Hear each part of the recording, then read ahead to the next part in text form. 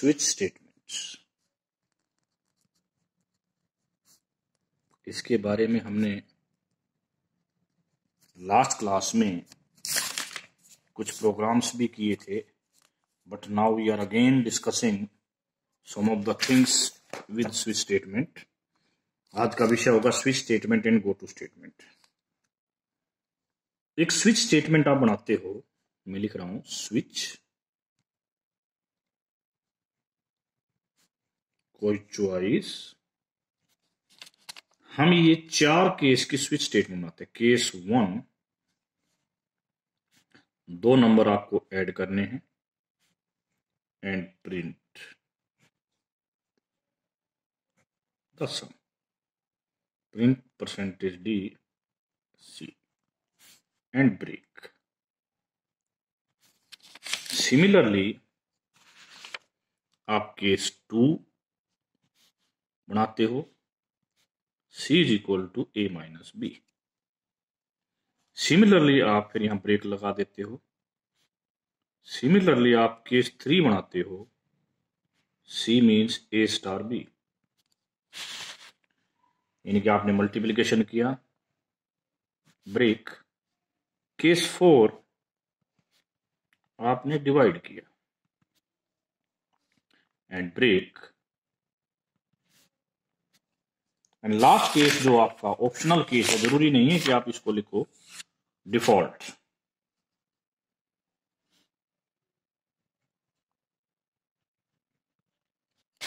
आपने कौन सा केस बनाया लास्ट में?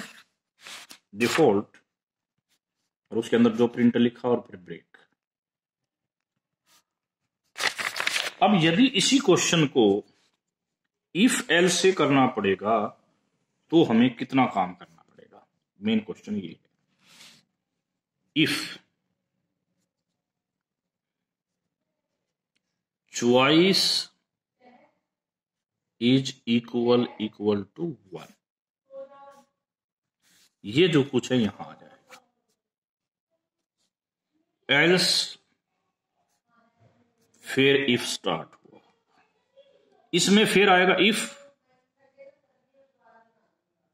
चॉइस इक्वल टू 2,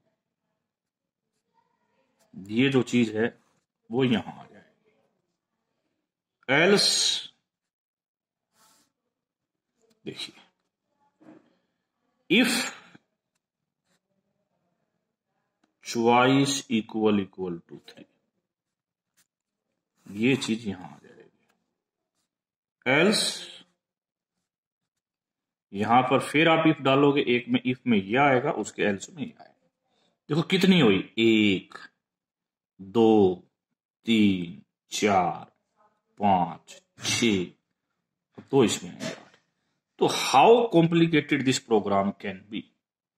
तो जो स्विच स्टेटमेंट है ये आपके प्रोग्राम को कितना आसान कर सकती है, बट शर्त है दिस चॉइस की हमारे पास 2 ही पॉसिबिलिटी है, one is integer and other is character. Float नहीं ले सकते, फ्लोट लोगे तो दिक्कत है। फ्लोट के लिए ये प्रोग्राम होल्ड नहीं करता। जैसे कि हमने कल एक क्वेश्चन में बताया भी था कि क्या हम इस प्रोग्राम को स्विच में बदल सकते हैं, आपने आंसर कहा था नहीं। ठीक है, now my dear students, we are coming to that. और इसकी कुछ एक चीजें और मैं बताना चाह रहा हूं जो ऑब्जेक्टिव के माध्यम से डिस्कस करेंगे। जैसे यानी मैंने कल भी बताया था, एक ब्रेक आप छोड़ देते हो तो ये कंटिन्यूसली तब तक चलेगा जब तक कि या तो ब्रेक नहीं आ जाता या आपकी ये ब्रैकेट हैं क्लोजिंग ब्रैकेट्स नहीं आ जाती। ठीक है, ओके। अब हम आज के अगले टॉपिक पर चलते हैं जिसका नाम है गो टू स्टेटमेंट।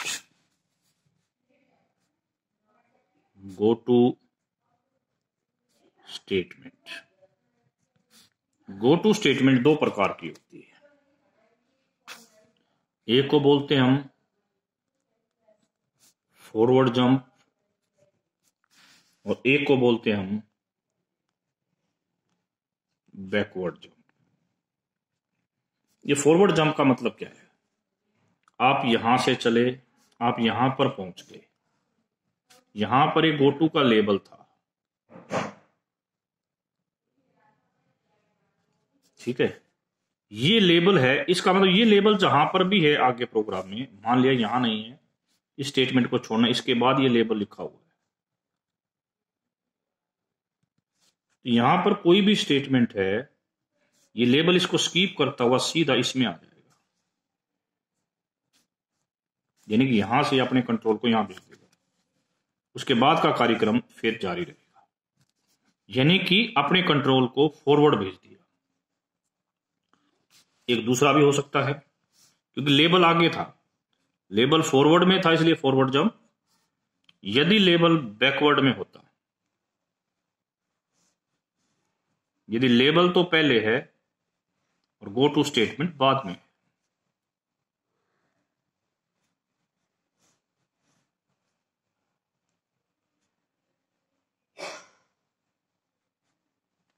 इसमें आप वापस यहां पहुंच जाओगे।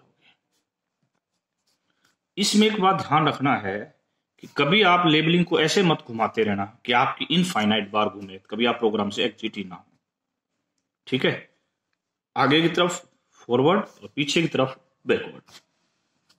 अब एक हम क्वेश्चन के माध्यम से आपको बताते हैं कि what is the main part. Void main int, आपने एक पॉजिटिव नंबर को स्कैन कर लिया,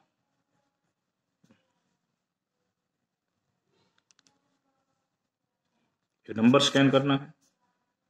इफ A%, यदि ये नंबर इवन हुआ तो आप प्रिंट करोगे printf %d is even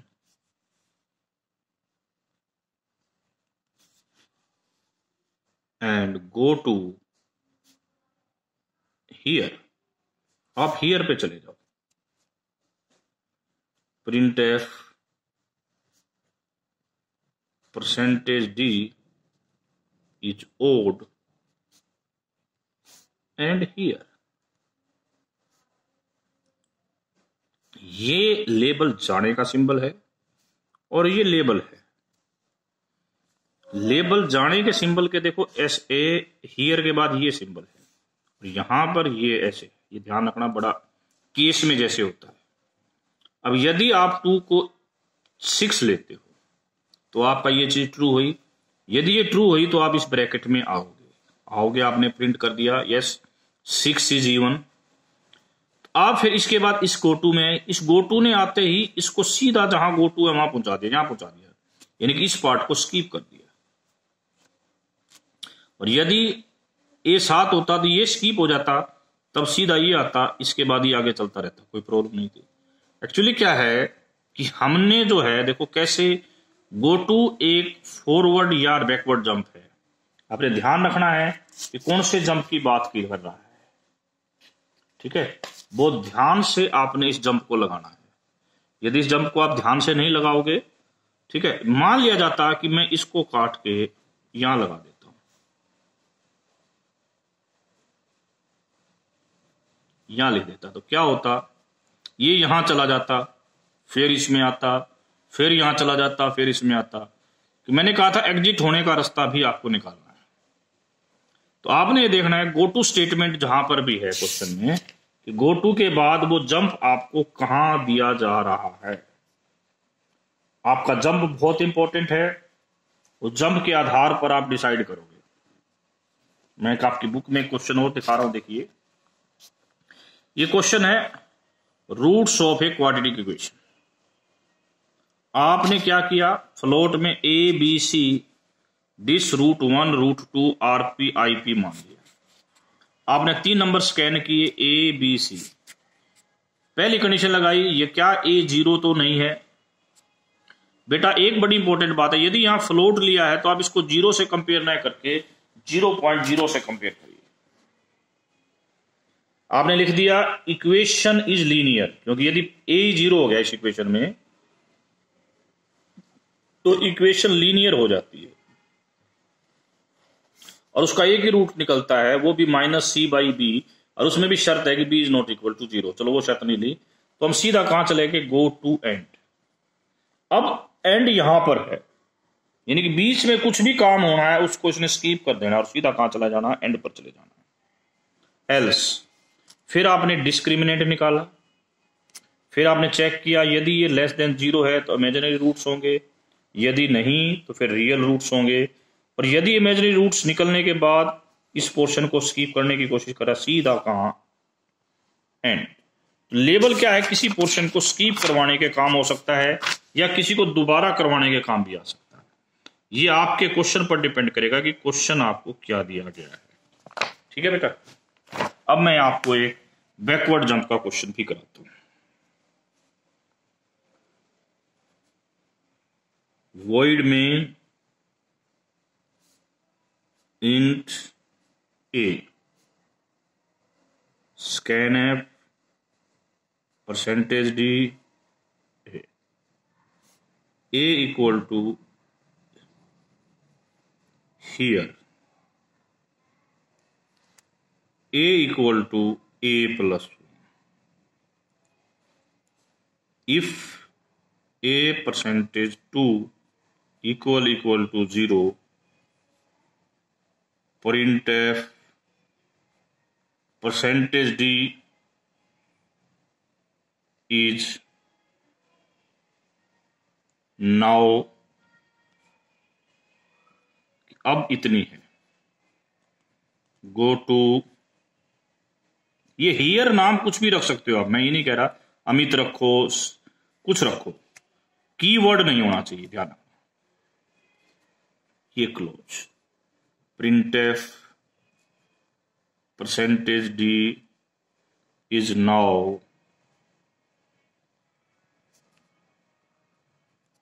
देखिए आपने ए को ले लिया जी 7 ले लिया, यहां आए, यहां जाके ए की वैल्यू 7 से बन गई 8 होते ही ये हो गई इवन हो गई, ये चीज ट्रू हो गई तो इसके अंदर आएगा तो प्रिंट कर देगा ये कि 8 इज नाउ। फिर ये गो टू हियर आ गया, इसका मतलब ये तो हियर को ढूंढनेगा, हियर तो पीछे यहां पहुंच गया।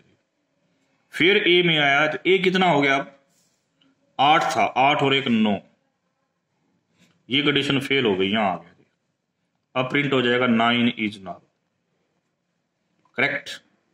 इस प्रकार भी आप क्वेश्चन कर सकते हो, ठीक है। मैं आपको इसका बहुत अच्छी चीज है, इसको आप लॉजिकली तरीके से लिखो, जैसे आपको टेबल लिखनी है, छोटे बच्चों को आप टेबल सिखाते हो ना, वॉइड में इंट, आप मान लिया 2 की टेबल लिखना चाहते हैं, here a is equal to, इसमें जितने की टेबल लिखना चाहते हो उतना ऐड करते चले जाओ। इफ a लास्ट 2 वाली में आता है 20 less than equal to 20,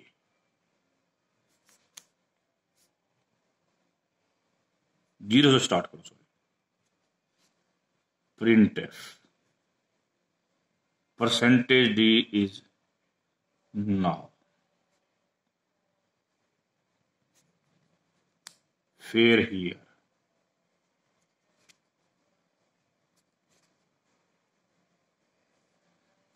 printf, यहां पर next line, table is complete,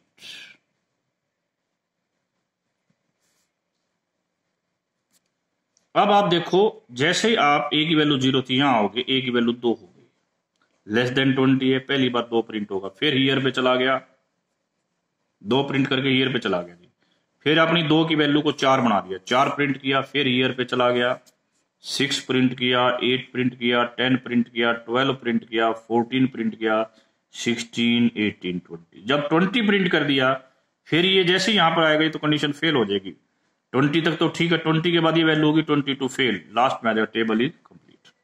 तो इस प्रकार आप टेबल भी बना सकते हैं, ठीक है। तो thank you very much, we will discuss some of the question in the class also.